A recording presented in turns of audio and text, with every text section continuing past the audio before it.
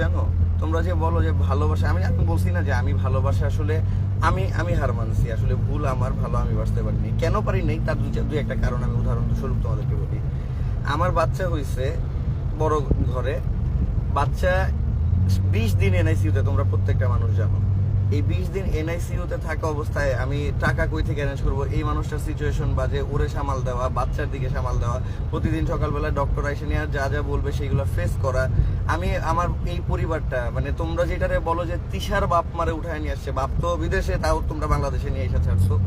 আর তিশার পরিবার নিয়ে যে পড়ে থাকার ব্যাপারটা, তিশার মা তার নিজের ঘর সংসার ছাইরা নিয়ে 6 মাস আইসা নিয়ে আলিশাকে পালছে, কারণ আলিশাকে এনআইসিউতে যে অবস্থায় দেখছে সেটা আমার বাবা মাও করে নাই। আমার বাবা মা এখন মাঝে মধ্যে আসে, এখন আম্মা প্রায় আসে, এখন আম্মু প্রায় আসে, কিন্তু ফ্লোরে থাকছে 6 মাস। এই যে ওর আম্মু 6টা মাস ফ্লোরে, বাসায় ফ্লোরিং করে নিয়ে ফ্লোরে থাইকা নিয়ে হচ্ছে বাচ্চাটারে পালছে, কারণ ওর যা সিচুয়েশন বাজে গেছে আর তার পাশাপাশি আলিশার যে বাজে সিচুয়েশন ছিল, এইগুলো আলিশাকে আমি ধরতেই পারতাম না। ও এত ছোট ছিল, ও 2800 গ্রাম হইছে, এনআইসিইউ থেকে বের হইছে 1900 গ্রাম, এতটুকু আমি ধরতেই পারতাম না। তার মধ্যে ভিডিওতে আমার এত এফোর্ট দিতে হইছে।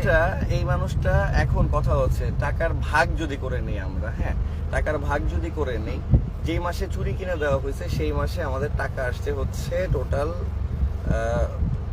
18,70,000 এরকম। সো 18,70,000 টাকার হিসাব যদি এখন করি, আমি ধরলাম অ্যাভারেজ 20 লাখ, ধরলাম 20 লাখ টাকার হিসাব, বাবা ধরলাম আমি 10 লাখ টাকা, যাও 10 লাখ টাকার হিসাবে যে পার্সেন্টেজের ব্যাপারে আমি আসলাম যে 60% ওর, 40% আমার, 10% ওর, কারণ ও কোনো কাজই করেনি। সো যার যার ইনকাম, যে ভাই ভিডিও থেকে ইনকাম হইলে টাকার হিসাব এখান থেকেই আসবে, তাইলে সেই যার যার কাজের অনুযায়ী আমি পার্সেন্টেজ বললাম, তাইলে ওর 60% টাকা মিনস 6 লাখ টাকা আসে। যে মাসে চুরি কিনা দেওয়া হয়েছে 18 লাখ, কিন্তু আমি 10 লাখ ধরলাম উদাহরণস্বরূপ বলতেছি, তার মানে 6 লাখ টাকা ওর আসে। ওই 6 লাখ টাকার জায়গায় ওর মারেও 5 লাখ টাকা দিয়ে চুরি কিনা দিয়েছে, ওর ব্যক্তিগত ব্যাপার। আমি আমার যে পার্সেন্টের যে টাকাটা থাকে, ওই টাকা দিয়ে আমি কি করি না করি সেটা আমার ব্যক্তিগত ব্যাপার। ওর টাকা দিয়েও কি করবে না করবে সেটা ওর ব্যক্তিগত ব্যাপার, এটা সিম্পল ব্যাপার। সো ওর মারেও কিনে দেবে, টাকা কামাই করতেছে ও এই প্ল্যাটফর্ম থেকে, অন্তত পক্ষে অনলাইন প্ল্যাটফর্ম থেকে। আমার আদার সাইডের প্ল্যাটফর্মের যে টাকা পয়সার হিসাব, আমি আমার বউ আছে, আমার বাচ্চা আছে, আমি আমার মতো করে খরচ করি, সেইটা আলাদা হিসাব। ওইটা সম্পূর্ণ আমার ইনকাম, আমার, ওর ইনকাম ওর।